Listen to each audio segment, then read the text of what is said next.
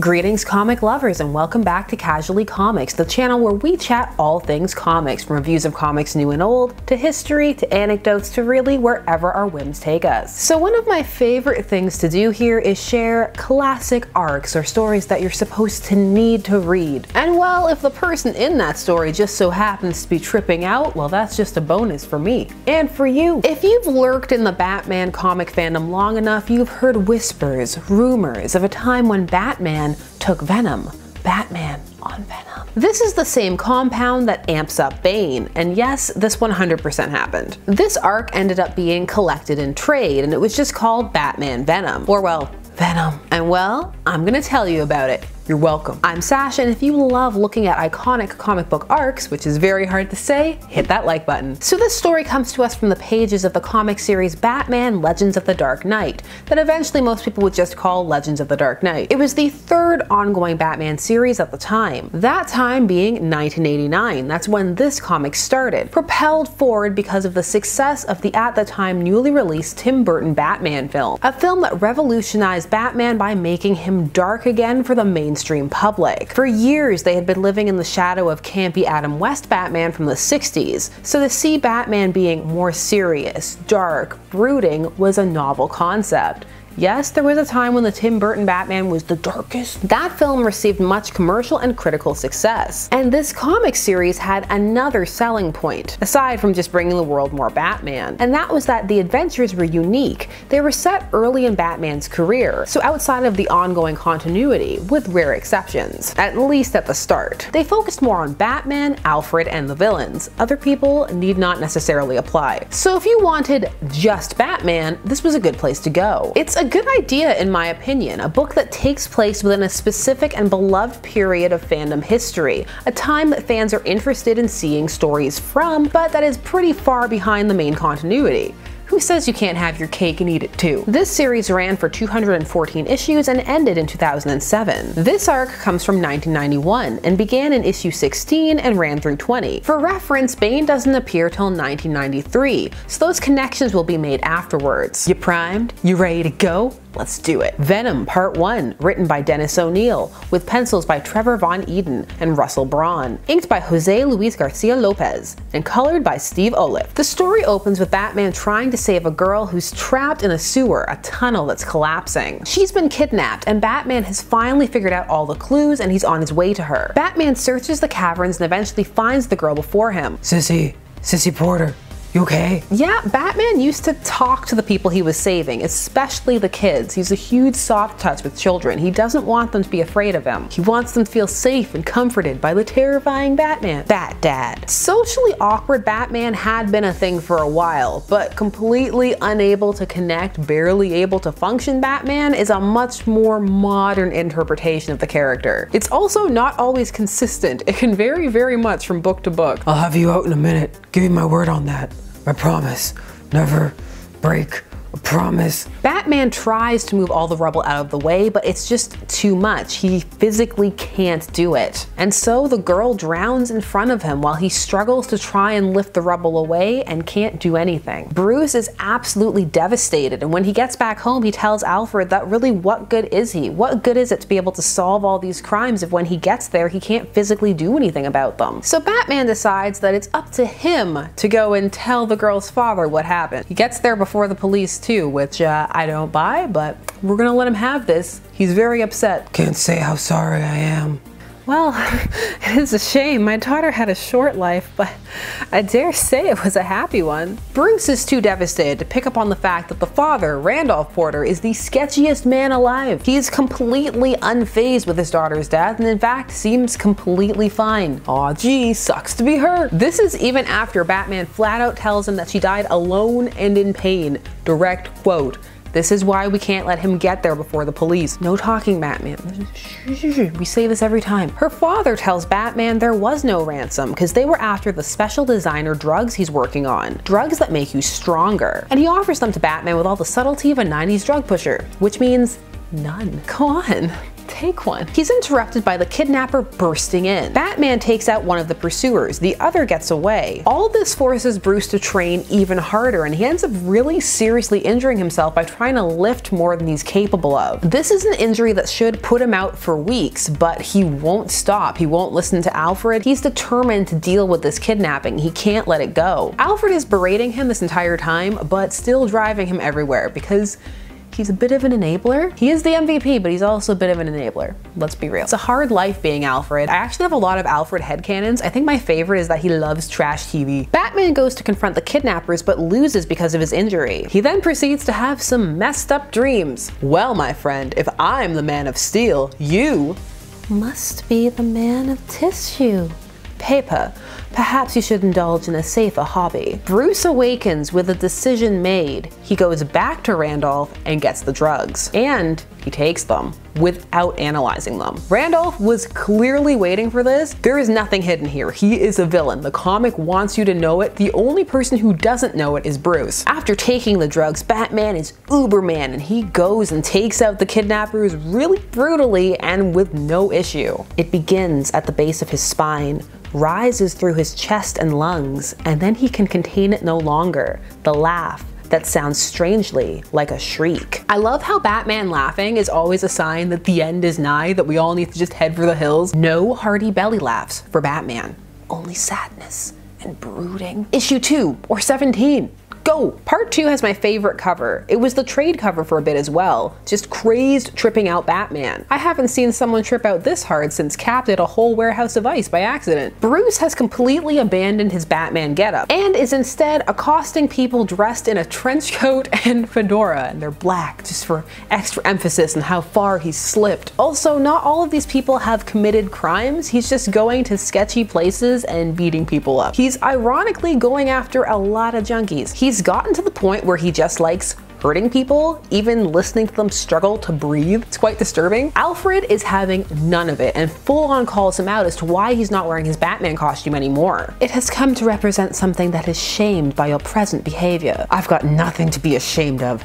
Get that loud and clear. Nothing. And if you think I do, maybe you're one of them. The weaklings, the snivelers who've let this city become a sewer because they're too afraid to do what has to be done. So Alfred quits because he's not taking any of that. Good for him. He's gonna go live his best life. He's gonna go have a marathon of Ricky Lake. I'm so old. I can't believe that's the first show I thought of. When Batman goes to see Randolph to get his dose, a military general is there, but Bruce questions nothing and just needs his next fix. And Randolph is just playing with him, dangling the sack of drugs like it's keys. Ooh, Batman wants some drugs? Want some drugs? Slowly, little by little, he's been giving him less and less each time, and also asking him to perform small tasks when he comes. All of this is actually a demonstration for the general to show just how dulled and suggestible Batman has become, and he says that in a week, he'll be theirs. Randolph has been using Batman to clear out the competition because he's running some of his research through the drug trade of Gotham, so he needs any rivals out of the way. Outside, Batman meets the general's son. I'm only telling you this because it's going to matter later. Batman has begun to realize that something isn't quite right. He can't think as well as he used to. So he goes to visit Jim Gordon, at this point a captain, who slyly asks him if he knows anything about this new vigilante running around in a trench coat. Jim, how's the family?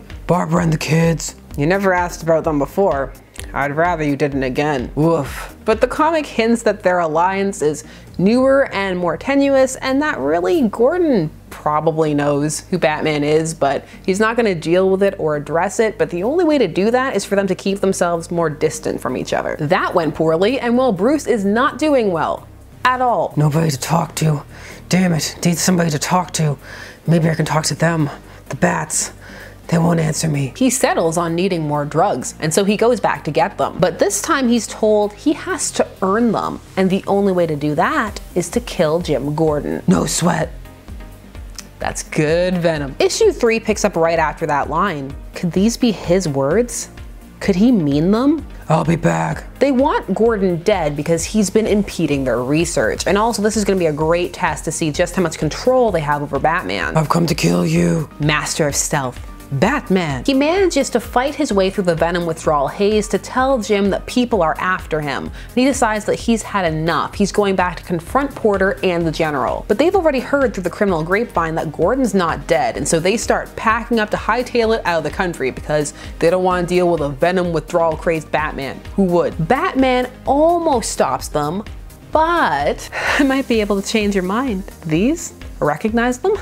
Want them? He throws them in the bushes, and while Batman goes after them, which allows them a chance to escape. This is rock bottom for Bruce, and he realizes that he needs some serious help, and so he calls the one person who he can always count on. Alfred! Need help. Your help. Know you're mad at me, but got no one else. Meet me at the mansion in half an hour. Please. Well, please is the magic word. And Alfred can't stay mad at Bruce, so he goes back to help him through his withdrawal. It's Operation Cold Turkey. They're gonna lock Bruce in the Batcave for a month. And that's the entire plan. Bruce has bricked up all the other exits, and he's got a month's worth of food down there, so really Alfred just needs to sit upstairs and listen to him. Yeah. Oh, and not let him out no matter what. Most important instruction. Bruce's month in the cave isn't really shown. Instead, what is what the villain's sociopathic scientist, Randolph Porter, and General Slaycroft are up to. They're trying to perfect the venom formula and experiment with it. So the prime subject is the General's son, who they're slowly transforming into a monster. See? Batman met him. Last issue. It mattered. So we're treated to the intercutting of the recovery of Bruce, which is mainly told through Alfred listening to him on the intercom in the Batcave. You know, he's upstairs, Bruce is in the Batcave intercom system. Meanwhile, we see the General's son, Timothy, slowly being transformed from a kind, meek boy into a monster who ultimately ends up killing his girlfriend, quite brutally. It's really hard to look at. Their journeys are paralleled, both transformations complete on the 30th day, both emerging as new people, forever changed by their encounter with Venom. Bruce grew a beard down there. Bruce is back to himself, although a bit subdued, and Alfred is thrilled. Batman decides after some recovery that he's gonna go after Randolph and Slaycroft, which means international jet-setting Batman. Issue 4. Look at this cover. How could you not read this? Batman has fought sharks on multiple occasions, and it's great every time. Batman finds out that the people he's looking for are in Haiti by using all his detective skills, by which I mean he just goes and asks Jim Gordon where they went. The world's greatest detective. Meanwhile, we actually get some character development on Randolph as to why he was so weird and detached about his daughter dying. It's cause Venom isn't the only pill that he's made. He's also made one that suppresses empathy, and he's been taking it from the start. However, as time has gone on, he started to take it more and more frequently and in bigger and bigger doses. And each time he does, it's making him crueler and crueler. Batman and Alfred are on their way to Haiti, but there have been rumors swirling around that Batman is back. So when they see a mysterious plane coming towards them, the General just shoots it down instantly, which means that we get to see Jungle Batman as he fights his way through the interior. And then he has to save Alfred, who of course they've captured when he parachuted down. He's tied at sea with poles, and there were sharks, which means Batman's gotta fight a shark.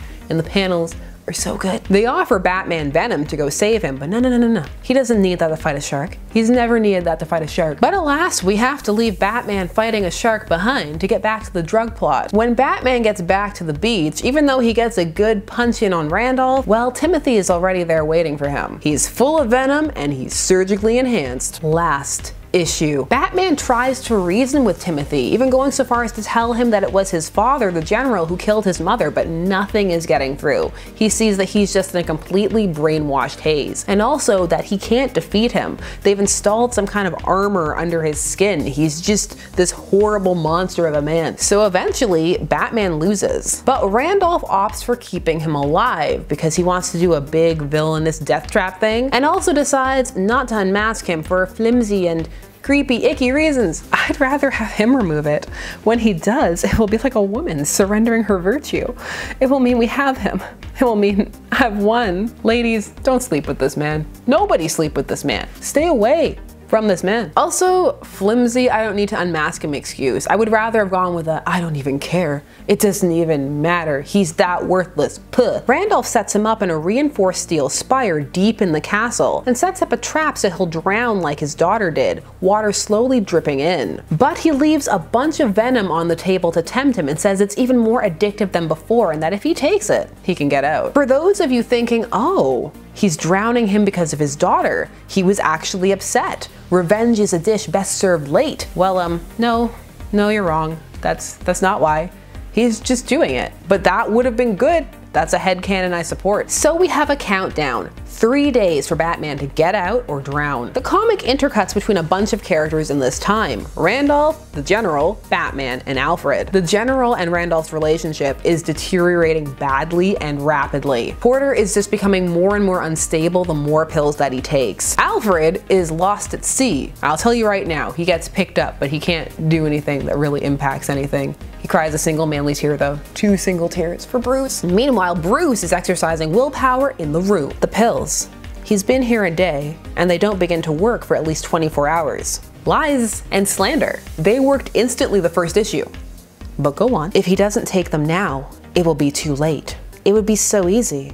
It would almost certainly save his life. Then he remembers what he became. Nothing is worth that. Not even life itself. That's such a good panel of him, animalistic, lost in the cave. It says everything about what his recovery was like and more. It makes up for the comic not really lingering on what happened to him in the cave. Like, you see that, you know. It was awful. Meanwhile, the General has begun torturing Porter to try and get his notes off of him. They're that far gone. It only took 3 days, people. But Batman has Captain Kirk / MacGyvered his way out with a pulley lever system he built using only what was in the room. I mean, I'm impressed. I would have drowned. Epic climax, go! So Batman takes out the General pretty easily and takes a moment to walk over to Randolph to show him that he didn't take the pills and to drop them one by one in front of his face, which means that he took the time to take them with him when he escaped, which is great, that he's just biding his time waiting for this moment. It's like, what if it never came? What would he have done with them? Batman frees Porter because he has always had the worst judgment of his career around this man. So of course this goes awry and Porter is able to play a recording he made to activate Timothy and get him to kill his dad, which absolutely breaks Timothy because despite everything he loved his father. Porter downs the venom that was left on the floor by Bruce, but it takes 24 hours to work now, so well, it doesn't really matter, does it? In the meantime, while he's waiting this new 24-hour grace period, he goes into withdrawal from his other pills, and they say that he screamed for 2 days straight and then died. All the feelings just rushing back. Batman, however, is just deadened. He mourns for Sissy and for Timothy, and the shadows he inhabits are cold and filled with grief. Depressing. Woo! Our favorite thing. This arc, I can see why it got separated and collected in a trade. It's really interesting. It's a far more vulnerable side of Batman than you usually see. A Batman so overcome by his emotions that he makes mistakes and can't see a really obvious plot right in front of him. For that very reason though, this story might be a bit harder to read, especially if you're more familiar with modern Contingency Man. I did it 35 minutes ago. I know that's Ozymandias, but Batman's on that level sometimes. So some might find this plot a bit hard to swallow, or OOC, that being out of character. I hope my snaps came through. Jazz snaps. And let's be real, even in canon, it is hard to buy that he misses how off Randolph is, even while grieving. Still, the depiction of drug addiction is compelling, if not wholly accurate. The shame of it as he comes to realize it's gone too far and he's going too far, it's gone wrong, it's engaging and very human. Some will be against the idea that Batman would ever enhance himself voluntarily like this, while others think that, depending on the circumstance, yeah, he'd do it. Go for it. 100%, you know, for the mission. One thing this comic illustrates very well is how personal the mission is for Bruce. And it's not all just, oh, beat up criminals. It's about saving people, making Gotham a safe, better place, making it so people don't have to feel the loss that he did. There is an emotion to it, a caring and a compassion, sometimes even for the people that he ends up fighting. Sometimes the kindness of Batman can be lost in translation, but it's 100% there, but it's more of a Bruce character trait. So for fans who don't really believe that Bruce is a person, the whole like Bruce Wayne is just a mask that Batman wears, then sometimes that element can kind of be pushed underneath. Personally, I like a more human Batman. The acknowledgement that he's a person and not an automaton, and that Bruce Wayne is there. That means that there's a very real struggle to him being Batman because it involves sacrifice to his personal self. Part of Bruce Wayne is a mask, but so is part of Batman. The real person lies somewhere in between the two. He's got flaws and passion. He's Batman. But if you're a more cold, disconnected Batman type, this story might not work because it relies heavily on the idea that he does have emotions and that he feels them. quite deeply. Emotions outside of, my parents are dead. As an early adventure Batman story, I think it's really solid. But that doesn't mean it's without flaws. Like that 24-hour rule that's introduced right at the end. Cop out. You didn't mention that when the drug was introduced. I see you, comic. You can't hide from me. Was this better than when Cap tripped out? Well, you'll have to decide that. Personally, for me, I think yes, because the focus on Batman instead of just street level drugs and a question about what to do about them that is never answered means that this story stays a bit more focused and hence can focus on the damage that addiction can do to a person in their lives and the people around them. But really, you shouldn't be looking for peak accuracy from either of these stories. A huge part of their mandate is to entertain, and entertainment need not always be realistic. Escapism is a thing, and sometimes you need it. Or, you know, we could all just crumble under the weight of life. Ask yourself, what would Batman do? But not this Batman, because we know what this Batman would do. Don't go out and buy a trench coat. Stop it. Do you like this story? Are you into the idea of getting more stories from earlier time periods while the main continuity keeps going on? Share all of your thoughts down below. I'm Sasha, and thanks so much for watching Casually Comics. Please do all of the YouTube things. Like, share, comment, subscribe, and hit that bell notification so that you never miss a vid. I'll see you again soon. Bye-bye.